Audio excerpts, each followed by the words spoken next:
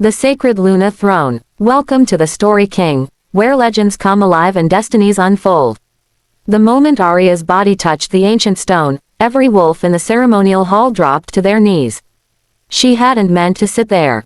God, she'd only been trying to stay out of the way, pressing herself against the wall while hundreds of pack members filed into the grand chamber for the Alpha's coronation.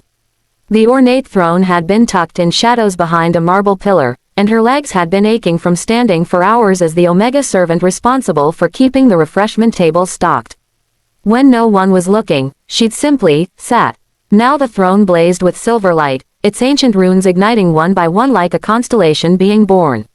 The luminescence wrapped around her skin, through her hair, marking her with symbols she couldn't read but somehow felt in her bones. Impossible, someone breathed. The word rippled through the crowd, growing from whisper to roar. Impossible, impossible, impossible. Aria tried to stand, panic flooding her veins, but her body wouldn't obey. The throne held her fast, the light intensifying until she had to squeeze her eyes shut against its brilliance. Her heart hammered against her ribs.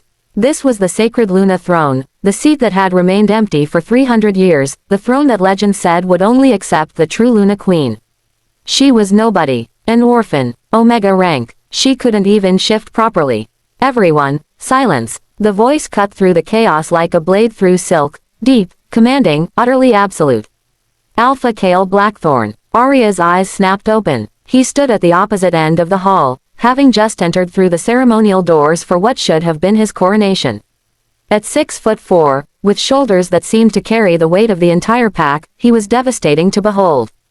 Dark hair fell across his forehead, and those infamous silver eyes, eyes that had seen battle, that had ended enemies, that haunted the dreams of every unmated female in the pack, now fixed solely on her. He began walking forward, each footstep echoing in the frozen silence. The crowd parted like water before him, wolves instinctively lowering their heads in submission. But his gaze never wavered from Aria. She tried again to move, her fingers gripping the throne's armrests, attempting to wrench herself free. The light only pulsed brighter, as if in response to her distress. Or perhaps in response to the Alpha approaching. "My Lord Alpha," the High Elder stammered, his aged face pale, "the throne has chosen. The sacred Luna throne has accepted her." "I can see that," Kael said quietly, dangerously. He stopped 5 feet from the dais, tilting his head as he studied her. "And who, precisely, is her?" "Aria, my lord. She's," the elder hesitated, shame coloring his tone, "she's an Omega. She serves in the kitchens." A muscle ticked in Kael's jaw. Someone in the crowd laughed, the sound quickly strangled when the Alpha's eyes flashed gold, his wolf rising to the surface. "An Omega," Kael repeated, his voice soft. The kind of soft that preceded storms. Aria finally found her voice, though it emerged as barely more than a whisper. "I didn't mean to, I swear. I'll get up. I just need." "You can't get up, can you?" It wasn't really a question. He moved closer, climbing the dais steps until he stood directly before her.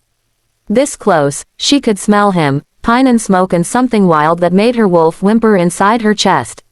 "The throne won't release you." She shook her head mutely, hating the tears burning behind her eyes. "Do you know what this means?" He crouched down, bringing himself to her eye level. The silver light from the throne reflected in his eyes, making them seem otherworldly. "The sacred Luna throne has been empty since the last Luna Queen died defending this pack. Hundreds of highborn females have tried to sit in it. Alphas, betas, wolves with bloodlines dating back to the first pack."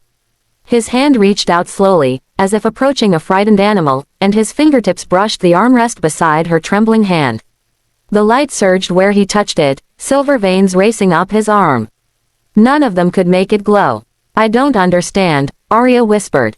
"I'm nobody." "Clearly," he said, his eyes searching her face with an intensity that made her breath catch, "you're not."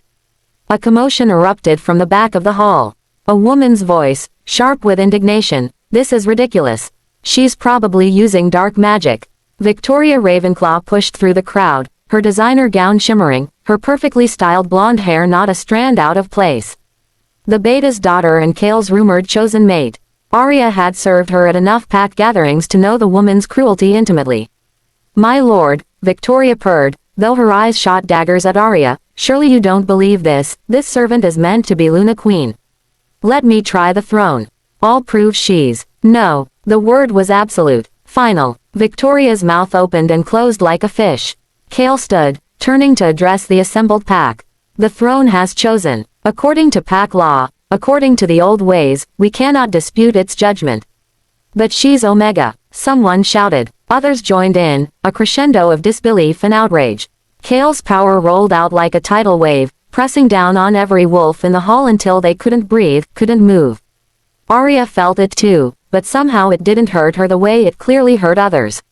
Instead, it felt like recognition, like something clicking into place. I am Alpha, Kael said, his voice cold enough to freeze blood. I have led this pack through war, through famine, through challenges that would have broken lesser wolves. I have earned your loyalty with blood and bone. So when I tell you that we will honor the throne's choice, you will obey. Or you will challenge me for the Alpha position. Here, now, silence. No one moved. No one dared. Kael turned back to Aria, and something shifted in his expression, the hardness melting into something that looked almost like wonder. He extended his hand to her. The throne will release you now. It's bonded with both of us. Aria stared at his hand. Strong, scarred from battles, capable of terrible violence. But it was steady, waiting, patient. She placed her palm in his. The throne's light exploded outward in a supernova of silver radiance, and suddenly she could feel everything, every wolf in the pack, their emotions, their positions, their hearts beating in rhythm. And loudest of all, brightest of all, was Kael. His presence in her mind was immense, protective, fierce. Mine, his wolf growled through their new bond. Ours. The connection slammed into her with enough force that she gasped, and only his grip on her hand kept her from falling as she finally stood. The light gradually dimmed, but the symbols it had written on her skin remained, faintly glowing beneath the surface. My lord, she started, but he squeezed her hand gently. Kael, he corrected, his thumb brushing across her knuckles in a gesture that made her skin tingle. You call me Kael now. The High Elder approached, his expression bewildered but reverent. This hasn't happened in 3 centuries. The throne, choosing of its own will. And the bonding, it happened instantly. Usually the Luna and Alpha bonds are separate until the mating ceremony, but I felt it. You both felt it. He looked between them, something like awe dawning on his ancient face. The prophecy. The Luna who rises from ashes, who sits in shadow and brings light. She who will stand beside the Raven King when the darkness comes. What prophecy? Aria's voice came out stronger now, though her world was still spinning. One we thought was myth, Kael said, his eyes never leaving her face. His hand still held hers, and he seemed in no hurry to let go. One that speaks of a Luna Queen whose power will match the Alphas, who will be tested by fire and emerge unbreakable. His jaw clenched. A Luna Queen who will be needed when the pack faces its greatest threat. What threat? Before he could answer, the massive ceremonial windows shattered inward. Glass rained down as dark shapes poured through. Rogues, at least 30 of them, their eyes mad with bloodlust, their attacks coordinated in a way rogues should never be capable of. Kael yanked Aria behind him, his body already shifting, but she felt something else awakening inside her. Power. Ancient, vast, humming in harmony with the markings on her skin. The rogues weren't after the pack, she realized with dawning horror. They were after her. Every single one of them was focused on the dais, on the Luna throne. On the girl who'd accidentally claimed it. As the first rogue launched itself at them and Kael's roar shook the foundations of the hall, Aria felt the power surge through her veins, demanding release. The throne's light blazed behind them, and she understood with crystal clarity that sitting in that throne had been no accident at all. Destiny, it seemed, didn't require permission. But as silver fire began to dance across her fingertips, power she'd never known she possessed, and Kael's massive black wolf form positioned itself between her and certain death, one question burned through her mind more urgently than all the others. If the throne had been waiting for her for 300 years, what exactly was it that needed her power so desperately? And why did every rogue wear the same symbol branded into their flesh, a symbol that matched the one now glowing on her collarbone, the one that translated in her mind to a single, terrifying word? Bloodmoon. The first rogue's claws gleamed in the silver light, inches from Kael's throat, when the entire hall plunged into absolute darkness, and a voice older than stone whispered through the void, "The Queen has awakened. Let the culling begin." Thank you for reading. Subscribe to the Story King for more captivating tales where destiny, danger, and desire collide.